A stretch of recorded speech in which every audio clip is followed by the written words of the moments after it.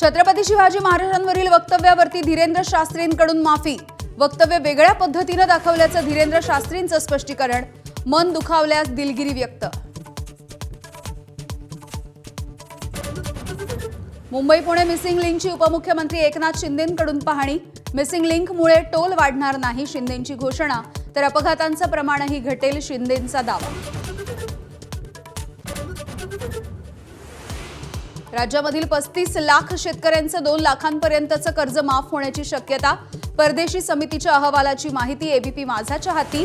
जूनच्या आधीच कर्जमाफी होण्याचा अंदाज। सीए ललित पोफळेची खरातकडून कोट्यवधी रुपयांची फसवणूक। पोफळेंनी सापळा रचून खरातच्या फार्म हाऊसवरती पाठवला आचारी। आचार्याकडून खरातच्या काळ्या कारनाम्याची पोलखोल। विदर्भात अमरावती आणि वर्ध्यामध्ये उन्हाचा पारा 46 अंशांवर, तर अकोला 47 अंश सेल्सिअस तापमानाची नोंद। असह्य उकाड्यामुळे नागरिक हैराण। भर दुपारी घराबाहेर पडणं टाळा, प्रशासनाचं आवाहन। डिनर कार्यक्रमामध्ये हल्ला करणारा संशयित हल्लेखोर अटकेत। हल्ल्याच्या आधीच हल्लेखोर हॉटेलमध्ये राहत असल्याचं तपासामधून समोर। हल्लेखोर शिक्षक असून गेम डेव्हलपर असल्याची देखील माहिती।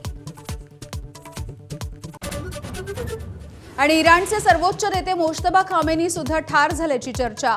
इराणने प्रदर्शित केलेल्या शहीदांच्या पोस्टरमध्ये मोज्तबा यांचाही फोटो। अद्याप अधिकृत घोषणा नाही। एबीपी माझा, उघडा डोळे बघा नीट।